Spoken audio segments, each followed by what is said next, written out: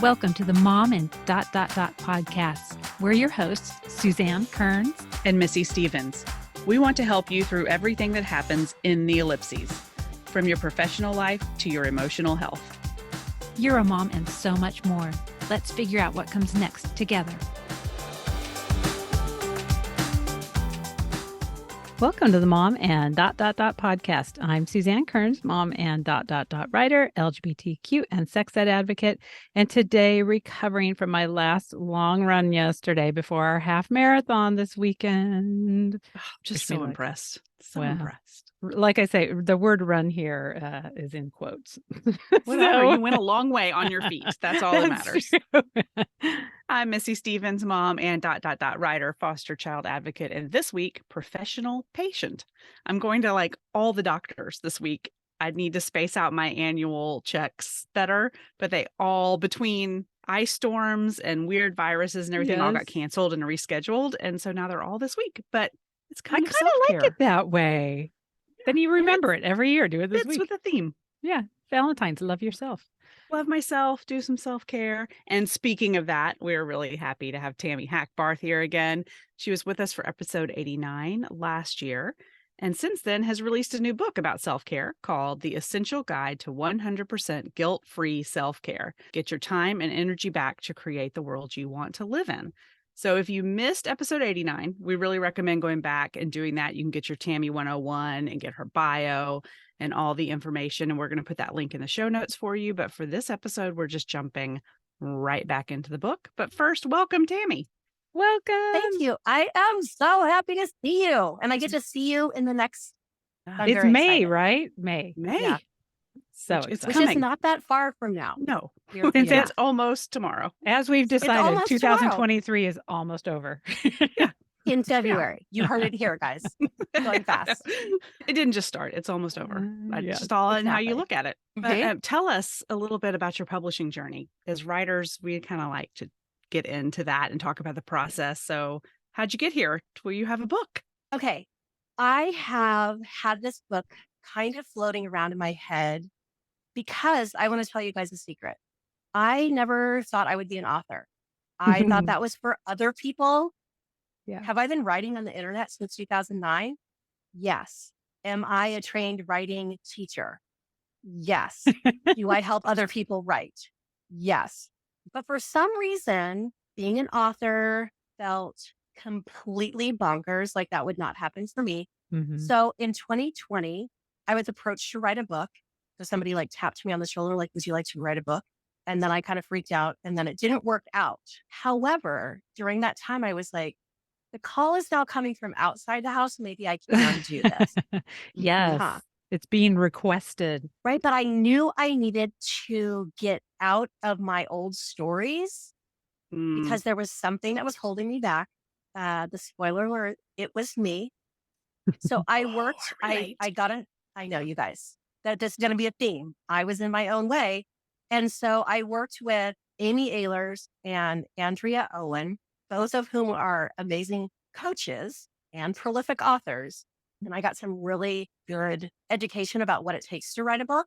But I also got some really big coaching around writing. A couple of years later, then we had that thing called the pandemic. Oh, yeah. And I just collected some more words. And then I started putting words into one place. When I wrote something, I thought, oh, I'm going to need to put that in my book someday. Mm-hmm. Collected it all. Then last year, I decided this is my year because I wanted to have all of the things I was learning and teaching and working with clients on in one place. One place that was easily accessible, that would be educational, would be actionable, and would be something that if somebody had never heard of me before, we'd never had a conversation, could read this book and go, damn, she took all my excuses away. Damn.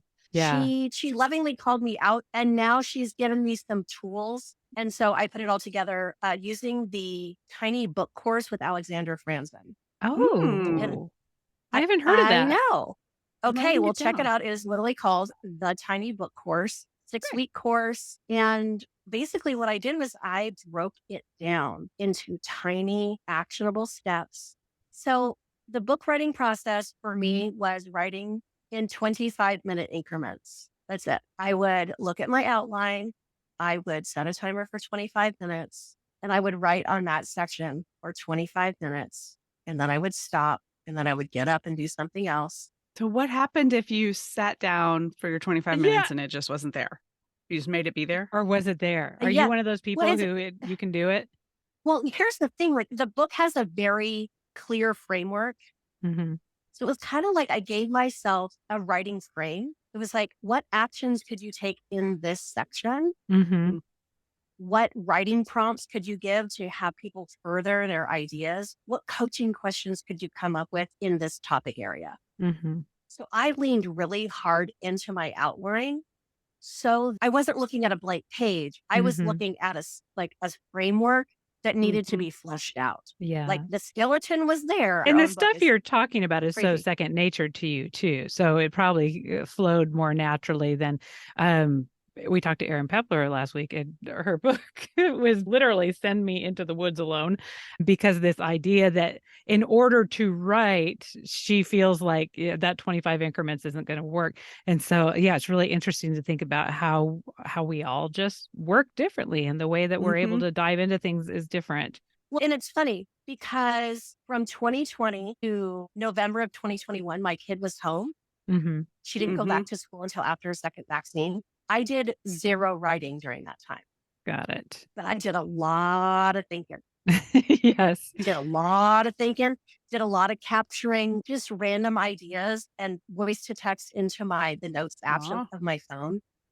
Because this idea, like as a writing teacher, because I taught 3rd grade and 4th grade for a very long time, little kids always are like, yeah, I don't know what to say. And there's a blank paper, so I would rather not. And I'm like, okay, but you can't stop talking all day and you make people laugh and you hold people's attention. So I know that there's something in your brain that can come out your hand eventually. So the writing process really is brainstorm, which is like barf all your ideas out. But the brainstorming doesn't stop there. The brainstorming also comes with talking it out with others. So in my group coaching program, I have this thing called office hours. Oh, yeah. Where I just am like, hey, let's body double. I'm going to get on the Zoom, and whoever is around, get on the Zoom. We spend the first 5 minutes telling each other what we're going to do, and then we all go do it. And then the last 5 minutes reporting what we've done, right? So some people are like, I'm going to clean my spice cabinet. Other people are like, I'm going to go on a walk, or I'm going to go on a swim, or I'm going to finally do those PT exercises I'm supposed to do. And I'm like, I'm going to write for 25 minutes and try not to have a nervous breakdown. I love that so much. KJ Dell'Antonia has been doing that recently with these write-alongs. And she just turns on the Zoom and she'll say, hi, y'all. And then she gets down and no one's talking. It's just a bunch of little heads. And then at the very end, she'll just be like, okay, bye. And she just turns it off. And that's all it is. But it's this accountability of everybody having a place and a time that they set aside, and know that they're not alone. Yeah, exactly. And so Gretchen Rubin's 4 tendencies, like the obliger crowd is very big. Yeah, and so, and so lots of my clients are obligers, and they're like, I got to come on the screens to tell you I'm going to go through my spice rack, or I'm going to pack lunches for a week, or I'm going to change all the sheets of my bed or whatever. And I'm like, cool, I'm going to sit here and wrestle with words because I'm a questioner, but I'm holding space for all of us. Yes. And so in ADHD, there's this term called body doubling, where you can't get anything done unless somebody's like sitting there like a little rock, not paying attention to you. Oh, interesting. So have you ever had somebody that you know and love, that maybe someone that you live with that has ADHD, when you're like, can you go in your room and clean it, little child? They're like, absolutely not, I cannot. But if you just go and sit on the bed and you say books first, they pick up the books. Yeah. Let me tell you, but if you get up and go to the bathroom, they're now in the closet putting on the Halloween costumes and eating snacks, right? So don't leave the room when you're body doubling people. But this idea that like you just have the physical support. Some people say, this is going to sound weird, but goats have that quality. So if you just sit in a room with a goat, you can get stuff done. Because I would get nothing done but play with a goat. I know. Right? No, but they are so like neutral. They're like, I'm just standing here. I'm just a goat. What if I'm just gonna get myself a stuffed goat? Yeah, like that's your new writing accountability. But yeah, the process was all of that. And then some days the process honestly was me talking myself through the process of putting words in print. There was a lot of self-coaching. Yeah, I bet. It's A impressive. lot of self-coaching. You know how I really got it done? How's that? I planned a lunch party. Oh, and then you had a deadline. That's how I've gotten some house projects done before. Like you put a thing on the calendar that is non-negotiable. Yeah. Okay. Pre-sale of books, launch party, and I was not done with the book yet. But 40 people bought tickets to this party. Then I was like, now I'm going to have a book club with my book. Shit. People already bought books. Like, I better hurry up and finish this thing. Yeah. So yeah. I need that. I need the accountability. I love that idea. It's giving me a little bit of an eye twitch, but I also love it at the same time. 100% with the deadline. And also hold your launch party at someone else's, either place of business or somewhere where you have to like rent out. Because I did try to cancel the party several times because I wasn't done. And my friends are like, sorry, it's already being planned. People are already coming. And I was like, hey, I guess we'll finish. Oh, you booked the place. So I booked the place and there you go. Oh my That was a very long way of saying, if you have a book in you, you can do it, but you will need accountability to finish. And I think whether it's a book or any other goal, I think people can kind of use that same rule of thumb or some of those tips to get into the next step. But so let's dive into the book. Yes, let's get into the book. I mentioned Erin Pepler. Again, we had her on last week talking about her book. And one of the interesting things she brought up was the idea of self-care stemming from this core of community care during the civil rights movement, which I had not really been familiar with before. And I've done a little bit more research after that. And it tied into when we had been talking to you last time, because I think that you very much think of self-care the same way, about caring for yourself so that you can be energized to fight against racism or all the isms for justice. Yes, absolutely. And you literally start your book by saying, we're not talking about pedicures and manicures and massages here. Right. All lovely things. But and I do want to spend more time as we talk about self-care, really focusing, first of all, honoring the history of it, and that we, like so many things in the world, have whitened it up and made it a white lady thing when it truly was a self-preservation mechanism to stay alive and stay able to fight for their rights during the civil rights movement. So just keeping that in mind, I would love for you to share some more details about how you define self-care and how you look at it in the book. Okay, so how I define self-care is basically anything that you do on purpose that is going to give you the bandwidth and the perseverance and the wherewithal to be able to look around and go, what needs to be fixed in this world? And how can I get in there and not get my unmet needs on people? Right? Because it's like, if we're all giant toddlers when our needs aren't being met, like we can sort of fake it as grown-ups. But how that shows up is when you are under-resourced, you take things personally, and then you make shit about you that's not about you, right? Yeah. When your needs are unmet, they sneak out and they get in the way of you doing the real work that you are meant to do in the world, that you would be capable of doing in the world if you were not under-resourced. I love that idea of under-resourced. Right? I'm not saying we should all wait until we are perfectly charged up before we take on injustices of the world, because that would never happen. However, the things that you can take care of, say, for instance, eating some food that doesn't make you feel like a giant grouch. Like those commercials I think they're for Snickers, which I think is hilarious because I'm like, I'm not going to throw a Snickers on my hunger. But I am actually somebody who's pretty hangry. So I'm not going to come at you and try to do something unless I have fueled myself properly. Right? If I've gotten 5 hours of sleep, I should probably bow out of anything that requires a brain or listening because I am dying inside. Perhaps I should focus on getting those needs taken care of so that I can show up the way I need to show up to be effective and to be a listener and to not take shit personally, but it's nothing to do with me.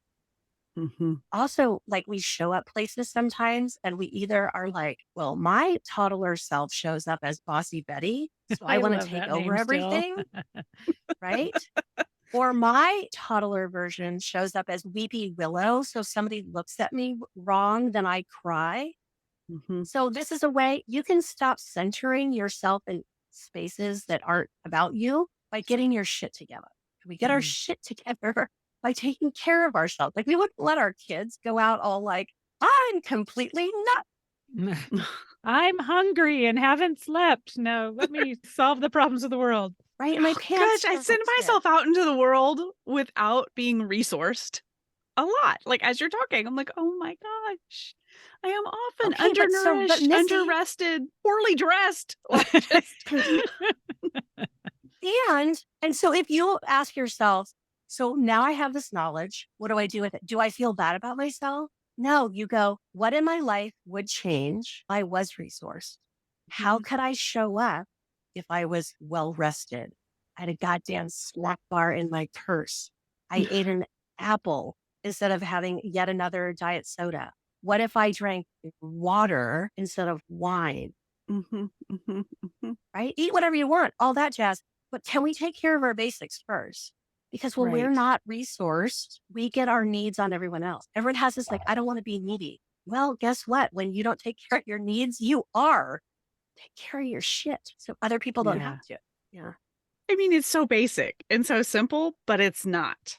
Yeah, because we're exhausting ourselves and probably not eating because we're skipping lunch to do XYZ because we think that that is adding value to the world, or we're not getting sleep because we're staying up late or getting up early to do XYZ and going out into the world with a version of ourselves that's not as effective as if we had done those things in the first place. Well, and also we're saying yes to things that aren't a priority because they're expected or because someone asked, or we're uncomfortable saying no, or everyone around us is doing it. And so there's also this part where you have to be resourced enough that when you're met with resistance from your crew, whether it be your family inside, whether it be your friends, whether it be the PTA moms, whoever, that you're like, I know I'm doing it differently. It's okay. Yeah, and it's okay. I call that quiet confidence. Yeah. And you can't have that if you're everywhere, which you break this down, this ability to resource yourself, you break it down into 4 main parts. And we're wondering if we could spend a little time on each of them. We don't have a ton of time to go into it in depth, but of those 4 parts, can you walk us through starting with the body essentials? Yes, I can. But can I point out something in the book that has been really poignant? So there's 2 things I want to point out. One is I have a whole section called Don't Believe Everything You Think. I love that. And it leads into what gets in your way. And so things that get in people's way, self-care is too expensive, too time consuming. It takes away from your friends and family. You have to do it all or it doesn't count. Change isn't possible. I'll have time later. My favorite is believing you'll be a different person tomorrow than you are today. That's my specialty. To date, I have remained the same person. Weird, right? That's so weird. It'll be different. We've only become more of who we are as we grow up. Believing you're high maintenance, believing you shouldn't have needs. Where we did a book club, so we're doing a chapter or section by section book club, and we tackled that section last week, and everyone was like, "Oh, but what happens if these are all of your beliefs? Like real people have said these things to me. These are some of mine. These are real deal tapes in our head that were programmed there before we left 3rd grade." That's the thing. Yeah. Most of our deep beliefs, we made up stories when we were kids by watching what was happening around us with the grownups around us. And we decided that's how the world works. And then we have moved into our grown-up life, taking our, I'm a kid, I figured it out, I'm just going to believe these things forever. And it gets in the way, right? The second thing is in American culture, there's this focus on happiness. And when most people think about happiness, they think of happy hour. It's right there in the title, right? Happy hour or holidays or shopping or sex. All of those are a quick hit of dopamine, just like your next like on your TikTok and your Instagram. It feeds that tiny little part of you that's like, please like me, please make me happy. And it does for a moment. But the kind of self-care that we need in order to change the world is a different kind of happiness. And it's eudaimonic happiness, which is focusing, P.S., love that word, eudaimonic, because it sounds like you're saying you're a demon, Yes. eudaimonic happiness, right? But it's those things that are unsexy. It's like the long-term well-being. So, hey, Missy, you're like, I'm going to go to the doctor this week. I'll just see every single practitioner. And while it is not fun, you may be inconvenienced, you may be annoyed.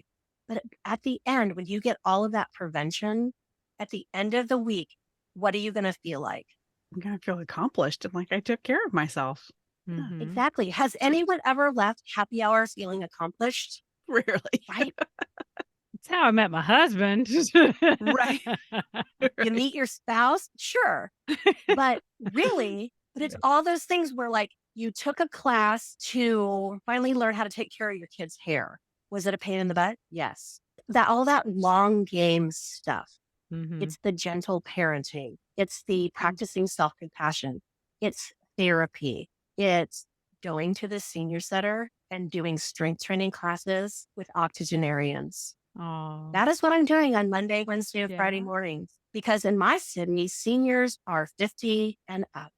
And I'm I know. I'm almost able to move into my mom's senior living community. Right. Yeah. A lot of them are 55. Yeah.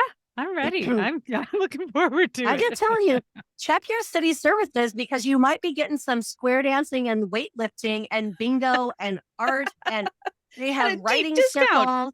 Well, yeah, and it covers some of those body essentials. Right? Exactly. And that's exactly it. It leads into this, like, so what are the body essentials? Here's the thing, everyone. You have to sleep. Why? It is because that is where all of the maintenance happens. It is exactly like when your computer is acting like a jerk and needs to reload the new Zoom and it has to do the updates. You have to put your computer to bed. Your phone is wonky. What do? You turn it off. You let it rest. It does not work. It hasn't finished its updates. And sleep is where we get our updates. Yeah. We could go in the research. If you don't sleep, you will literally die sooner. I know. And I've I always told my children, sleep heals. Sleep is where you process everything you learned today. Sleep is where your body heals. Sleep is where you grow. And meanwhile, who's not sleeping? Also, but then do you ever have the insult to injury where you're like, you go to bed and then you lay there and you cannot sleep? Last night. So what did you do to help yourself sleep? I played a meditation that I listened to the entire thing. I've never heard the whole thing ever. You're like, oh, it has an ending? Yeah. Heard the whole thing. Read. I got up. Read my book somewhere else. It was like the worst, though. None of the tricks worked. And finally, somewhere after 3:00, I conked out. But I mean, that was awful. Okay. Yeah. So I have two recommendations. Harry Styles' Sleep Story on the Calm app.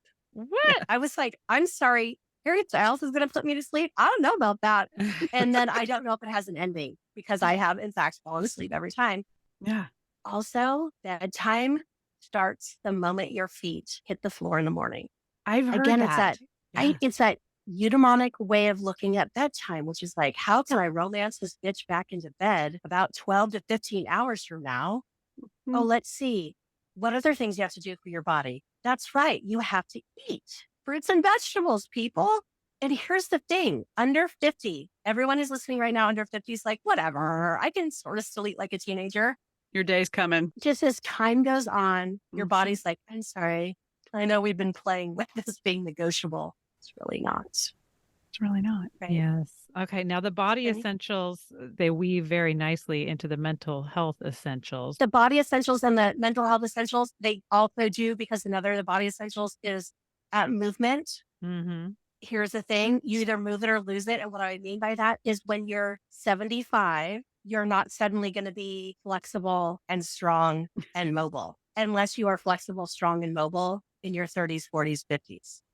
Because senior citizens aren't built in a day, much like Rome. And then finally, quiet. And quiet can be single tasking things. It can also be sitting meditation like you did. It could be quiet meditation. It could be walking meditation. Or it can be, are you ready for this? Just blank space on your calendar where you don't have anyone counting on you for anything. I love blank space on the calendar. Nothing makes me happier than to look at a day and go, okay, I can do what I want that day. Yeah. Right. Because then you can check in with yourself and say, how do I feel? What would feel good in this moment? Because when push comes to shove, probably the most effective self-care is responsive self-care. How do I feel today? What will help me today to have the energy and the bandwidth to show up when I see injustice in the world? When I know that they're going to vote on voting rights in Congress, when I know there's going to be a school board meeting where they're going to try to pull some funny stuff about sex ed. How am I going to have the bandwidth to show up to that meeting? Well, I'm going to have gone to bed the night before. I'm going to have done some meditation to say, I don't have to have all the answers. I just have to have my experience, like getting grounded. So mental health essentials is taking care of what happens in your head. But this is a chapter where I really advocate. And I know you both are active with foster youth and working on comprehensive sexuality education. And one of the things I think that puts all three of us, this thread is ACEs, which is adverse childhood experiences. Yep. If you have not yet watched Nadine Burke-Harris's TED Talk on adverse childhood experiences, this is not about other people. This is about every single one of us. Because here's the thing, adverse childhood experiences are things that happen in front of our own faces and in our homes every day that we don't even realize are putting ourselves and our kids on a path to a shorter, less healthy life. Yeah. Right? And do you know what helps with adverse childhood experiences? Real self-care. Yeah.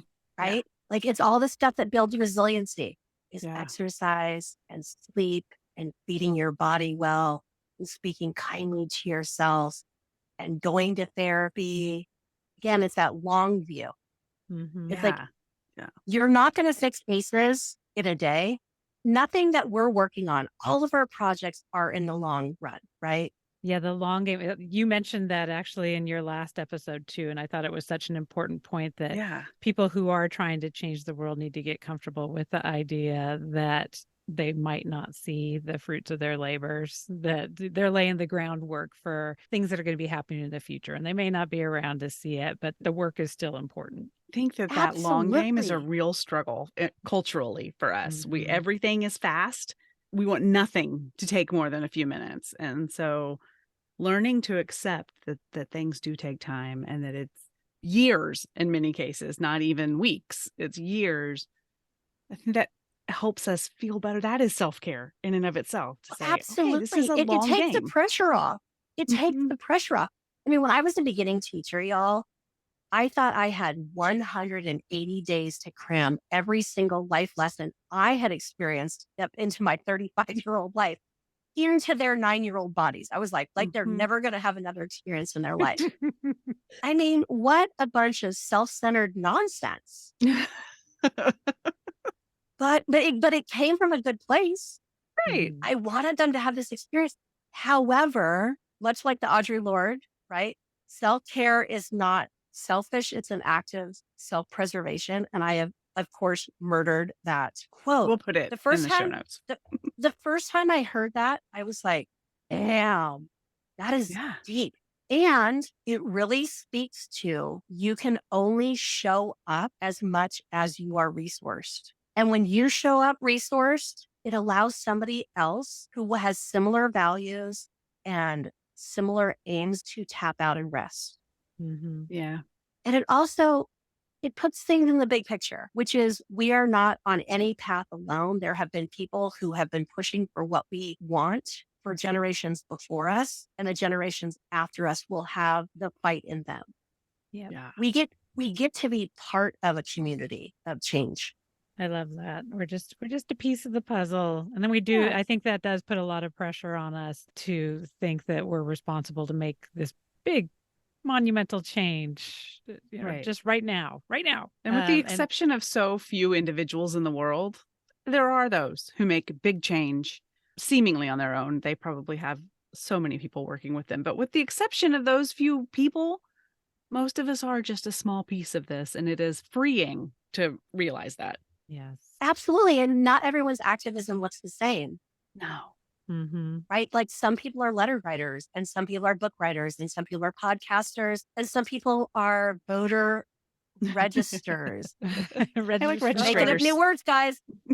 Some people are lobbyists. Some people are raising their kids not to be knuckleheads. Some people are showing their children that life in the world can be different because we take our time, because we use our 168 hours effectively, because we're not running around being me first and the gimmies. I've got to get all the credit for all this work because I showed up at the 48th hour. But the way that we talk to ourselves and about each other, self-care.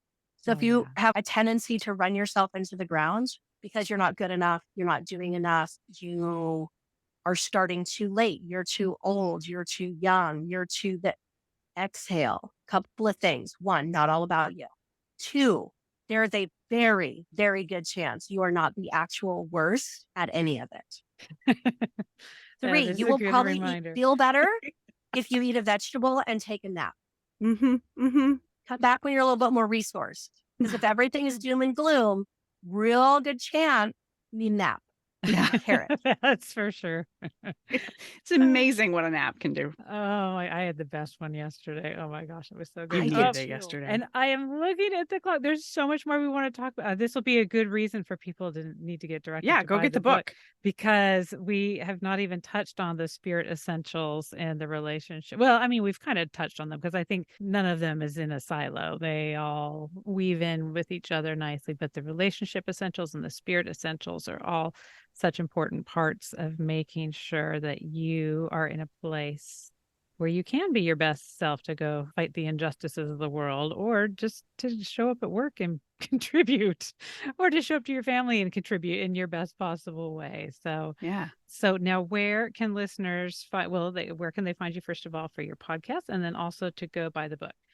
You can find all links to everything at TamiHackbarth.com. I spend most of my time on Instagram, and you can get a copy of the book through my website, which will take you to Barnes and Noble. Barnes and Noble is where we're directing people right now. We're working on getting the book in independent bookstores because they are my favorite. We're also working on getting this book into libraries because libraries are even more my favorite. So we're at the beginning process of distribution. So right now, just come to the website and we will direct you where you need to go. Awesome. I'm motivated. Laura Vanderkamp a few weeks ago got me started on this idea. The Tranquility by Tuesday was setting a bedtime, was one of the most important parts of that. And I've been really, really, really trying. And we've done pretty good. We had a couple late nights this weekend, but yeah, I've been much more conscious of it and just, I think, intentional about the rest and the eating. And I moved my phone out of my room. I told Suzanne that I moved my phone out. Yes. Which I've done before, but this time I really hope it sticks. This time I mean it. Yeah. And I didn't, my thing always was like, what if it rings? Like I have it on Do Not Disturb, but there are people who can get through. And I'm like, what if someone needs me? And so it's not very far out of my room. I'm still going to hear it if they really need me. So that was huge. Absolutely.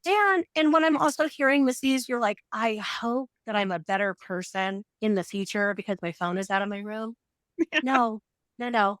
You're the same wonderful, loving person you'll always be. And sometimes you're going to be like, bitch, have this phone get in my hand again. Damn it.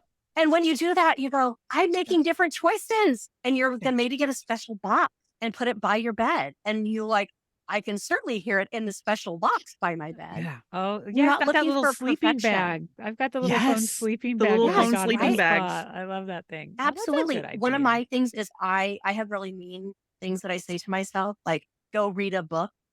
And it took me years to do this. I have 3 alarms. It's like, go read a book. No, seriously, put your phone down. Your eyes are going to be bleeding in a second. Yes. And like, no, really, lights out, go to bed.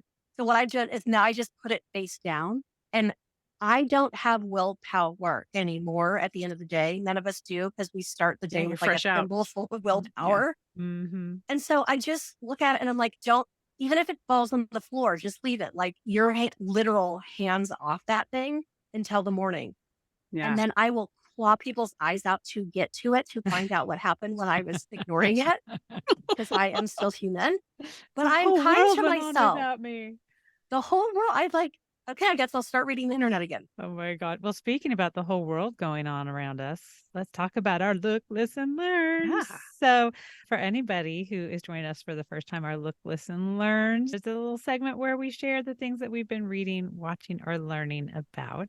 And we don't want to put you, even though you know the drill, but we're still not going to put you in the hot seat. We'll start with Missy this week. Missy, what have you been Look, Listen, Learning? All right. Well, I read The Break by Katie Seiss. And Katie is one of the authors who's going to be at this Fierce Women retreat I'm going to in March. So I have a stack of books from authors who are going to be there. And The Break is about mental health, maternal health, and postpartum depression, but it's fiction. And it was very readable. I read it in a day. Very hard to read. I mean, it's sad. It's a sad story, but just so well done, because in the midst of the sadness, you're also caught up in the mystery of it all. So very well done. Highly recommend it. And hopefully I get to meet Katie in March and get her to sign my book. And listening, I'm actually looking for things to listen. So I'm putting out a plea to anyone who is listening to this to send me your favorite playlist, your favorite new artist, whatever it is you're listening to. I asked Spotify just to play me some new stuff, and my whole family was like, change this playlist. Like everything Spotify was picking was just slightly not right. And my whole family was like, turn it off or go to your room or put in your headphones or something. Like none of this is working for us. So I need your favorites. So I have something good to listen to. All right.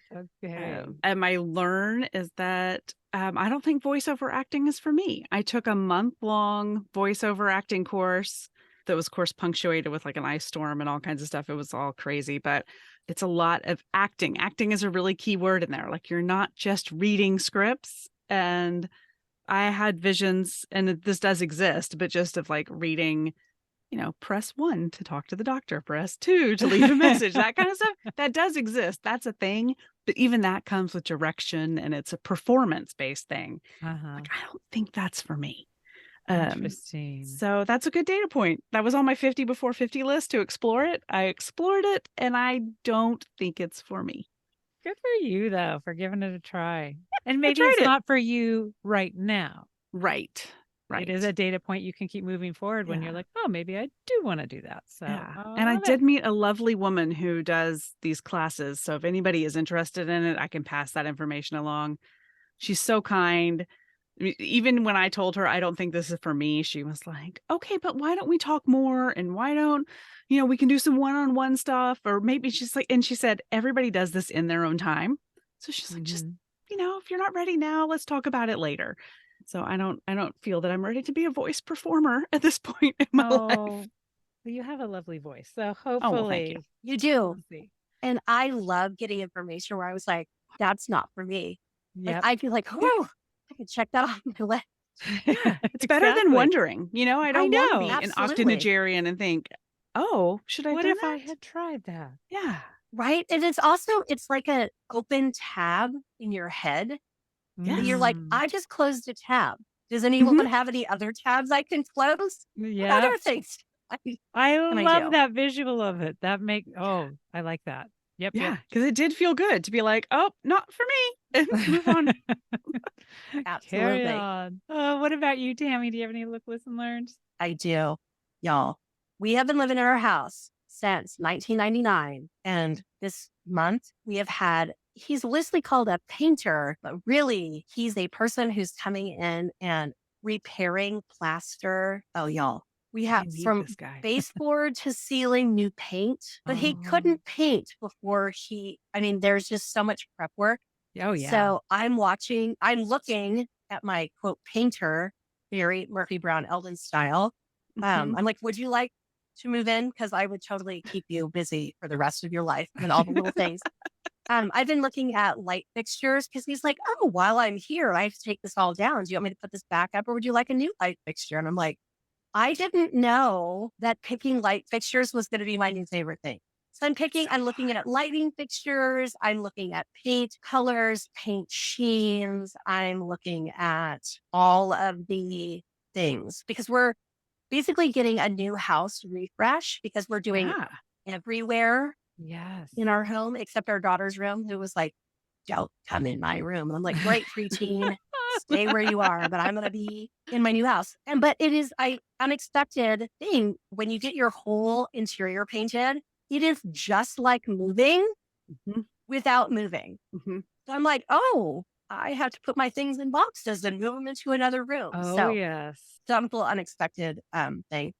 So that's my look, is all things design. I've been spending a lot of time in apartment therapy and TikTok and Pinterest and Instagram, looking like, oh, what are we doing here now? Because I haven't thought about my interiors much since, I have I have a 12-year-old. So for 11 years, I haven't thought about my interiors.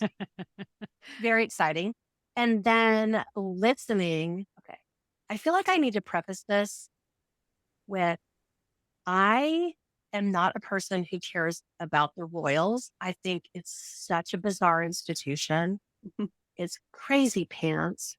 I did watch the Charles and Di wedding when I was little. Oh, yeah. That's kind of it. But I caught the Harry and Meghan Netflix series. It was like, well, this is lovely. These folks seem wonderful. And then I listened to Spare. Oh, so what'd you think? It's on my list. I haven't done it yet. Some of it was funny intentionally. Some of it was funny unintentionally. The frozen penis part? That was one of them where I was like, some of the stories, it was like, why? I don't is it real? It was 100% why is that in there? Yeah. Like, I feel like Harry needed an editor and a therapist and a best friend and to punch his brother in the nose. I did. At the end, I was like, you are fucking it up all which ways to Sunday, and you're still trying, and you're standing up for your family. Yep. And you are getting it wrong, and you're standing up for your family. Like, he's doing the uncomfortable work. Yeah. Right? Like, in public. Like, he's being taken to task. He's in public. He's renouncing family and friends and money and all of these things and telling stupid stories about his penis. And at the end of the book, I was like, I still like him. I know. I like him. Yeah. And good for them. Well done. I think his mom would be proud. And also, wow, I'm glad I didn't read it because I don't know if I'd have finished it. But listening to it, I just laid on my bed going, cringe. Okay, I might so have to knock it prepare up your the heart list. for some cringing. Oh my God. That's Because it's not just a frozen penis story. There's other cringy things where you're like, what? Okay. I feel like Meghan went, okay, honey, you can tell your little stories in your little book. Stop telling them at dinner parties now. Stop telling it. Yeah. We've all heard the story, honey. Go back in there. Yeah. And I'm learning, this is going to be one that is for the ages. I'm listening to Rest is Resistance from the Nap Ministry, Trisha Hershey. I am a restorative yoga teacher. I have been actively resting since 2010. I am about 13% more rested than I was then. It is a lifetime of feeding that capitalist beast that I'm like, I didn't even know that's what that was. Yeah. I didn't there's all this body image stuff and this worthiness stuff. There's just a lot. There's a lot of disappointing other people. Yeah. There's a lot of, I'm not going to do that thing that every other parent is going to do, but I'm not going to do it because I'm choosing to spend our family's resources of time and energy, bandwidth and money on something else. Woo! So I'm going slow, but I'm learning to rest because when I'm rested and I'm resourced, I can be of service. Yeah. When I'm not the crazy needy person who's getting my needs all over everyone and not helping anyone. Yeah, that's a great Instagram account to follow as well. And there was a really great episode on not Brene Brown.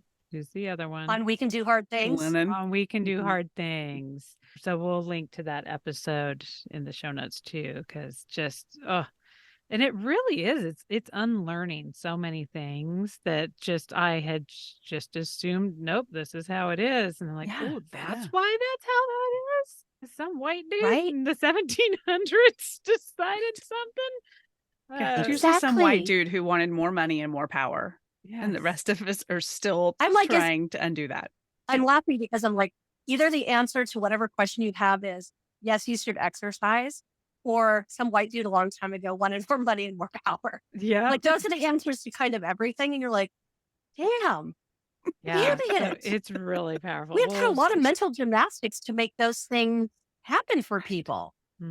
but now they're just assumed that's normal. So Right. yeah, he did a good Right. job. Now you have whoever to do that your guy mental was. gymnastics to unlearn it all. Like it's like, Yeah, it's Exactly. crazy. and it does. Well, It what about twists you, my brain out. Suzanne?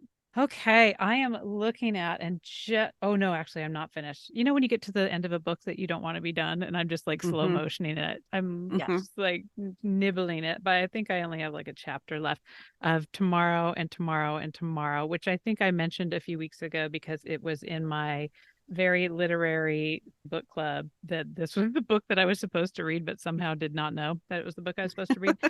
So I'm an overachiever now. I've finished the book for the next book club and I've finished this one almost, but I don't want to finish it because it's so good.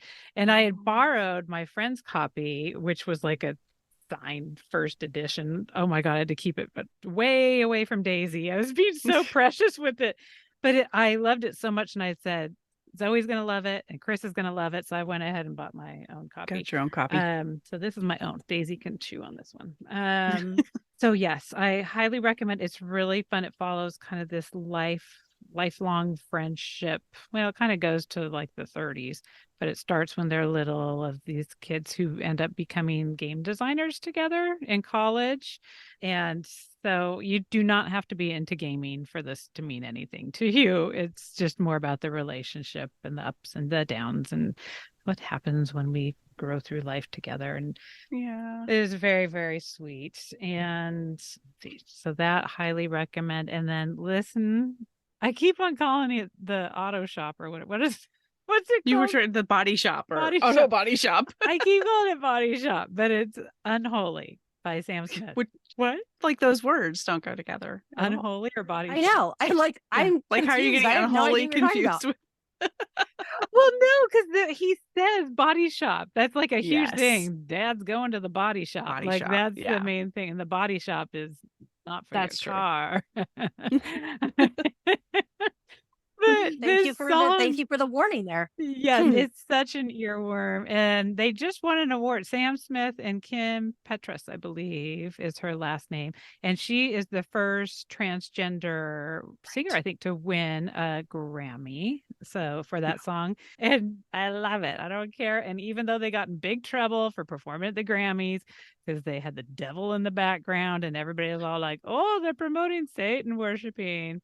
And actually, you know what? We're going to link to it. My friend MK did this really great kind of rebuttal against that. Because she's like, okay, all you Christians who are saying that LGBTQ people are going to hell. And then this artist takes that imagery of like, okay, I guess we're going to hell. And, does a dance number where he's already there. And, or actually, I think they use they them pronouns. So where they are already there. And people get upset about that, which... Anyway, I believe we put that in the there's no winning category. There's no winning. So fuck it. When you just want to be upset all the time, you can find stuff to be upset about. Oh, but MK had the best rebuttal to it, and I just loved it very, very much. So we'll link to it as well. And I've learned, my friend Allison gave me these glass jars, like organizer jars that you put your flour and sugar and stuff in, because she was upgrading. So I take the cast offs. I love it. And I mean, she had a ton of them. And I was like, certainly I don't need this many. And I even needed more. But then once everything looked so cute and all the little canisters, like I had all this shelf room above. And so I got shelves. Like, I don't know why I didn't do this when we moved into the house 3 years ago, because we have pantry space where it's like, you can't see how tall this is. It's like, I should know this number because I spent a lot of time measuring it last week. It's like 26 inches or something. So it's really tall. And it's just a lot of wasted space. And so I finally, you know how cheap I am, but I finally went to Amazon and found these amazing shelves that can hold 2 glass canisters full of like flour and sugar that are strong enough you don't think they're going to bend in the middle. So I will link to those because they are my new favorite. And I bought like 5 sets of them and they're all over. And I'll send you pictures of my pretty pantry now that has doubled in size. I love to organize. That sounds fun. I know. Me too. Oh, I thought of one more listen that I want to share with Missy. Oh, Mhm. And that is, if you go on Spotify, there is a James Gunn, the director of Guardians of the Galaxy. Oh, yeah. James Oh, Gunn yeah. he has an old 97s playlist and an Ooh, old okay. 97s Rhett Miller playlist. And it's all the hits. It's Yeah. all the goodness. And they are just having their 30th anniversary. They just played a 30th anniversary show in Dallas this month. So Really? That makes me feel old. same. Oh, Same. as because we are Yeah, it's That 'cause we is are. exactly. I'm like, well, better than the Like, alternative. they're you having are. their 30th anniversary. That means I'm old. I remember that. Mhm, mhm. Oh my gosh. Exactly. Well, we have learned many Exactly. things. And Missy, this is for you too. The Apple Music mix that if you do like start a station off of Sam Smith's Unholy is a really good station. Okay. So Because they curate, because they're like, you like this one, maybe you like yes, other. it Yeah. branches off into some real. So try the Apple station, and then you Okay. can also listen to Unholy. Yeah, I know. I'm literally writing it down. So okay. I know. I wrote all your stuff down too. I can't wait to catch up with you at Mom, so I can be like, oh, I read this book and I listened to your song and I did all the things. And I'm looking forward to seeing those shelf extensions, because who doesn't work more space? Oh my gosh, I'm in love with these things. Yeah, I'll put a link to them in Amazon. Awesome. All right. Yay. So excited to talk to you again. And I love the last couple episodes we've done. We're like, we'll see you at Mom too. There's so many people that we're talking to that are going to be there. Oh, I can't right. wait. I'm so excited. Thank you for having me on. Thank Thanks for you. being And here. thank you for all the good reminders to truly Yeah. care for ourselves. It's not manicures and pedicures. It's going to No. bed and doing all the things your mama Right. told you to do. So I'm going to go drink a lot of water, take a very short nap, and then go run the errands that will make me feel better to have run. Yay. Exactly. We're closing tabs today. That's what I'm right. hearing. Closing Closing some tabs. Oh, I love it. All right, friends. All right. Have a good talking one. to you. Bye-bye. Bye. Thank you so much for joining us for the Mom and podcast. We hope you enjoyed the show today. And if you know someone else who could benefit from today's episode, be sure to share it with them. Also, please subscribe and rate us wherever you listen to podcasts. You can find links to all the things we discussed today in the show notes over at our website, momandpodcast.com, with the AND spelled out. In between shows, you can find us at the socials, including our private Mom and Community Facebook group. You can find links to the group, all of our socials, and our questions and comments section over at our website, momandpodcast.com. Thank you so much for your support. We appreciate you so much. Now go out there and make your ellipses count.